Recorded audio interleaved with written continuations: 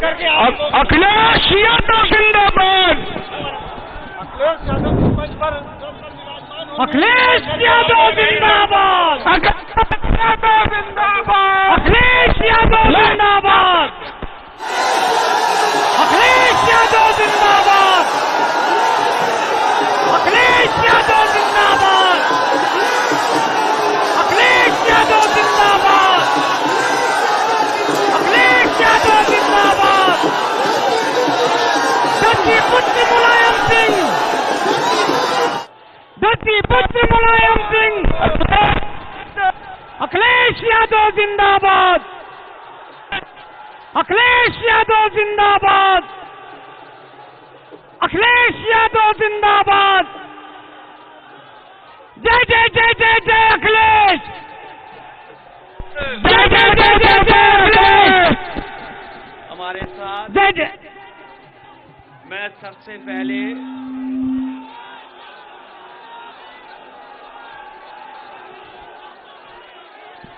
चक गजरिया में उपस्थित हमारे सभी समाजवादी साथियों को मैं बहुत बहुत धन्यवाद देना चाहता हूं, बहुत बहुत बधाई देना चाहता हूं। मैं मंच पे देख रहा हूं बहुत बड़ी संख्या में समाजवादी पार्टी के सभी जिम्मेदार नेता हमें दिखाई दे रहे हैं।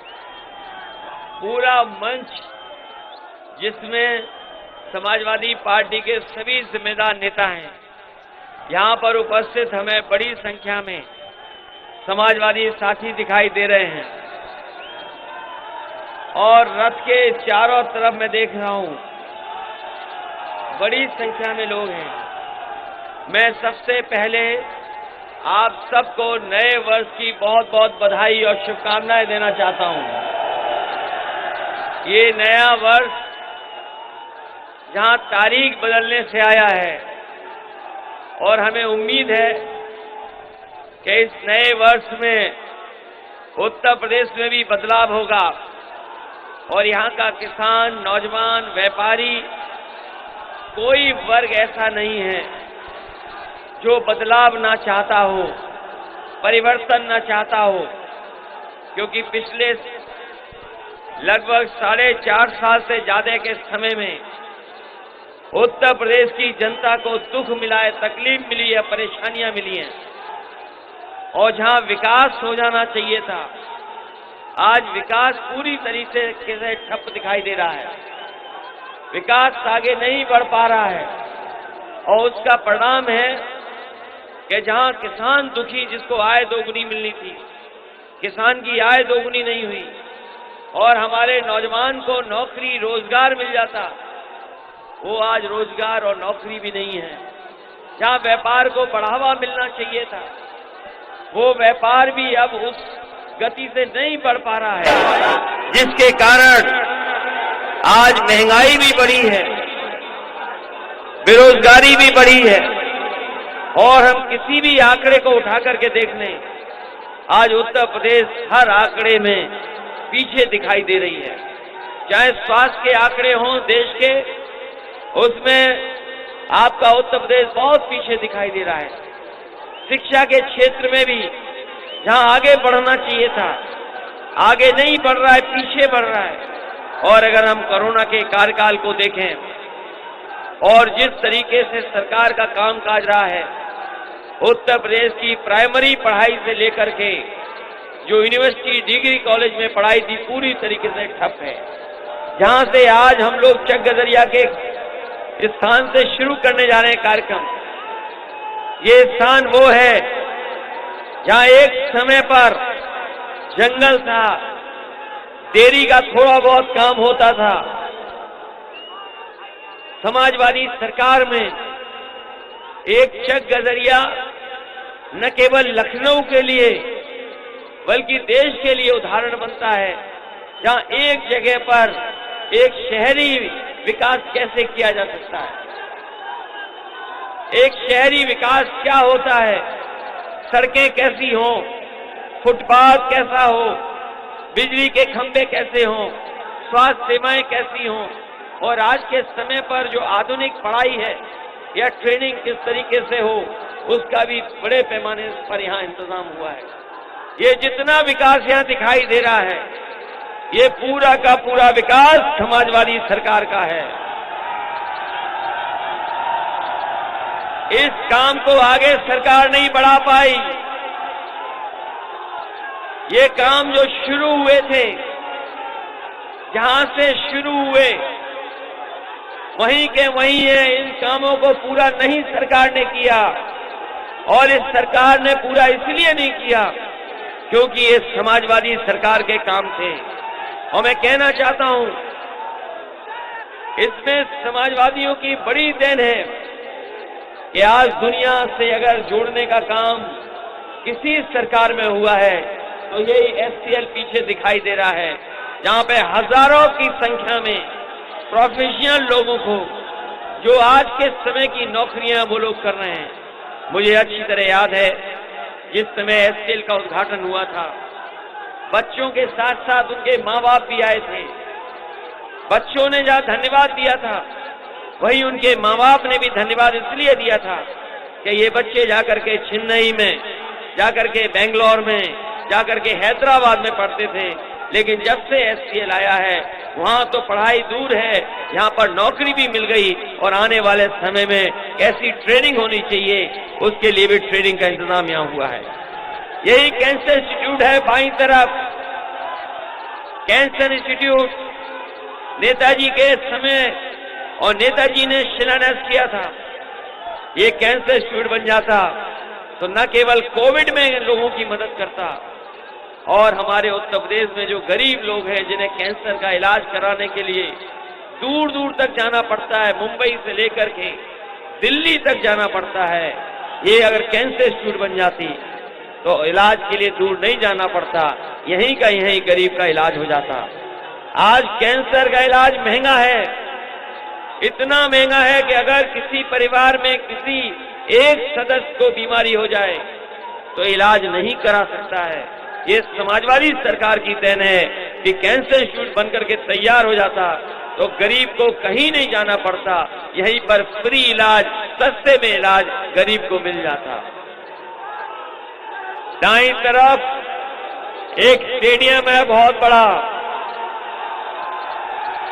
याद होगा जब यहां पर क्रिकेट का मैच हुआ था, जिस समय T20 हुआ था, उस समय जिसने भी देखा स्टेडियम को उसने कहा कि ऐसा देश में स्टेडियम नहीं बना है, उतना शानदार और आधुनिक स्टेडियम बनकर के तैयार हुआ है। और बाबा मुख्यमंत्री, जो बाबा मुख्यमंत्री हैं, उन्हें कोई बड़ा काम अगर करना पड़ता है, आयोजन करना पड़ता है, तो वो अपने बनाए हुए स्टेडियम को नहीं ढूंढते हैं, आपके बनाए हुए स्टेडियम में आकर के कार्यक्रम करते हैं। बच्चों को अभी जब स्मार्टफोन और टैबलेट मिले थे तो याद कीजिए बाबा मुख्यमंत्री ने यही स्टेडियम में आकर के कार्यक्रम किया था, उनके पास कोई दूसरा स्थान नहीं था। जिस समय ओलंपिक के खिलाड़ियों का सम्मान करना था, उस समय भी उनका कोई स्टेडियम ऐसा नहीं था, कोई ऐसी जगह नहीं थी जहां पर ओलंपिक में हमारे देश का जिन्होंने नाम रोशन किया था उन्हें कहीं सम्मान दिला सके, यही स्टेडियम में आकर के उनका सम्मान करने का काम हुआ था। ये समाजवादियों ने इसलिए स्टेडियम बनाया क्योंकि खेल भावना को और खेल को हम पहचानते हैं, खेल को समझते हैं कि बताओ बाबा मुख्यमंत्री क्या क्रिकेट खेल सकते हैं क्या?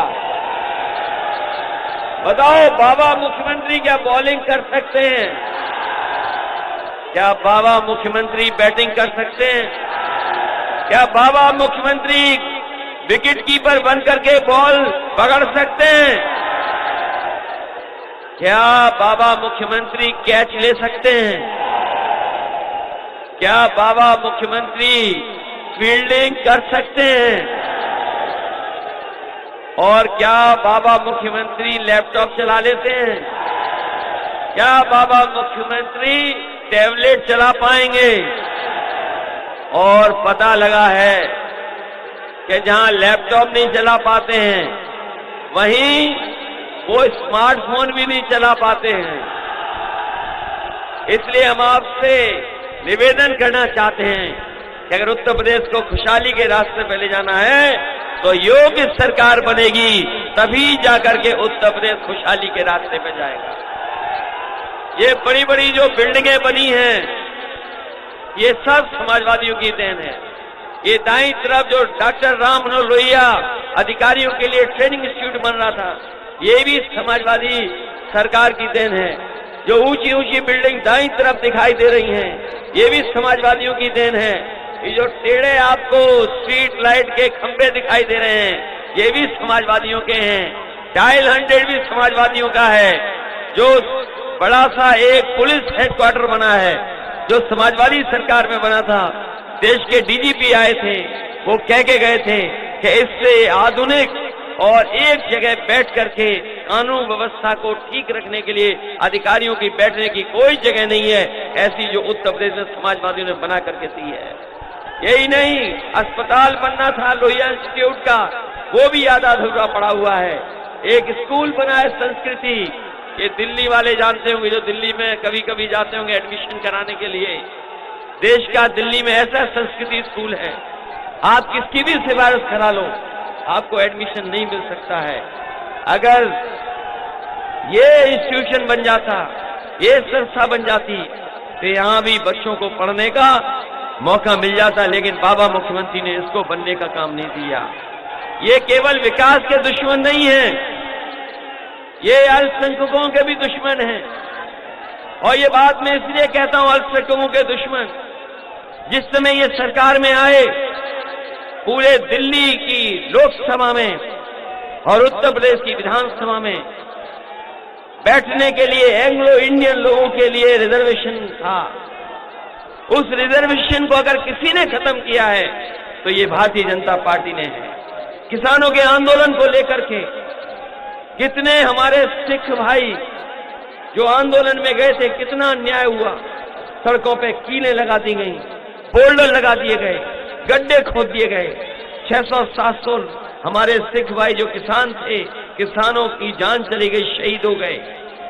और अब केवल अपनी वाहवाही के नाम पर छापे मारे जा रहे हैं। ये जैन समाज के लोग हैं, पहले गलत जैन के यहां चले गए, और अपनी बदनामी बचाने के लिए, अपनी शर्म को खत्म करने के लिए, और जो उनका गलत फैसला था उसकी भरपाई के लिए फिर जाकर के छापा मारा है। और छापा इसलिए मार रहे हैं क्योंकि वो अल्पसंख्यक समाज के आते हैं। वो ज्यादा से ज्यादा आबादी में 50 लाख होंगे, लेकिन ये भारतीय जनता पार्टी के लोग नहीं चाहते हैं कि 50 लाख आबादी के लोग भी तरक्की और खुशहाली करें। तमाम वो लोग हैं जिनकी 100 साल से फर्म चल रही है, क्योंकि भारतीय जनता पार्टी को कुछ न कुछ साबित करना है। क्योंकि कानपुर में जो पैसा निकला वो भारतीय जनता पार्टी का था, जो दीवारों से निकला वो पैसा भारतीय जनता पार्टी का था, और जो गिना गया पैसा वो भी भारतीय जनता पार्टी का था। अगर कोई बदनामी से और कोई गलत फैसले को सही फैसला बनाने के लिए जबरदस्ती समाजवादियों के ऊपर ये उंगली उठाने का काम कर रहे हैं, लेकिन जिस तरह का समर्थन दिखाई दे रहा है, आज हम इस विकास से और वहां पर भगवान परशुराम जी के दर्शन करने जा रहे हैं। ये ऐतिहासिक कार्यक्रम है। मैं इस ऐतिहासिक कार्यक्रम के लिए अपने मंच पर उपस्थित सभी नेताओं को, जिनको मैं देख रहा हूं, सबको धन्यवाद देता हूं। बहुत बड़ी संख्या में हमें मैदान में भी दिखाई दे रहे हैं। मैं एक एक नेता का धन्यवाद देता हूं। यहाँ पर आए हुए सभी नौजवान साथियों को बहुत बहुत बधाई। सामने हमारे रथ हैं, उनका भी बहुत धन्यवाद। पीछे भी बड़ी संख्या में है, अधिवक्ता संघ के लोग भी हैं, इनका भी धन्यवाद। और दाईं तरफ जो लोग दिखाई दे रहे हैं, मैं एक एक साथी का धन्यवाद देते हुए, आभार प्रकट करते हुए, इस उम्मीद और भरोसे के साथ कि आने वाले समय में साइकिल की सरकार बनेगी, और साइकिल की सरकार बनने से ये हमारे विकास की रफ्तार बढ़ेगी। ये कम से कम आधुनिक और एक उदाहरण दिया समाजवादियों ने कि विकास भविष्य में कैसा हो, और अगर भविष्य में भी हमें विकास करने का मौका मिलेगा तो विकास हम इसलिए करना चाहते हैं जिससे कि हमारे नौजवानों को नौकरी और रोजगार मिल जाए और तरक्की और खुशहाली के रास्ते पे चले जाएं। लेकिन साथियों, याद रखना, समाजवादी पार्टी का नए साल पर पहला संकल्प याद है कि नहीं याद है आपको, कि हमारे गरीबों के लिए, उत्तर प्रदेश के लिए घरेलू बिजली 300 यूनिट फ्री देने का काम अगर कोई करने जा रहा है तो वो समाजवादी लोग करने जा रहे हैं। बताओ, 300 यूनिट फ्री चाहिए कि नहीं चाहिए? जहां 300 यूनिट फ्री दे रहे हैं वहीं अपने किसानों की सिंचाई भी मुफ्त करने जा रहे हैं, क्योंकि किसान वो है जो हमारी अर्थव्यवस्था की रीढ़ है। जब सब कुछ बंद था महामारी में, कोरोना के समय जब सब कुछ बंद था, हर चीज में ताले लग गए थे, अगर कोई हमारी अर्थव्यवस्था को बचा रहा था तो वो हमारा किसान था। उस बीमारी के समय भी खेत में काम कर करके उसने हमारे पेटों को भरने के लिए तमाम काम किए। उस किसान का हम धन्यवाद देते हैं और आपको बधाई देते हैं। बहुत बहुत धन्यवाद। इस ऐतिहासिक कार्यक्रम के लिए बहुत बहुत बधाई।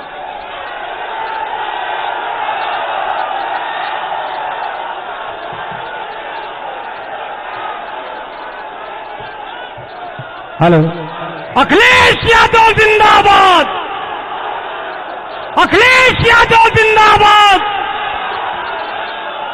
जय जय जय जय जय अखिलेश, जय जय जय जय जय अखिलेश,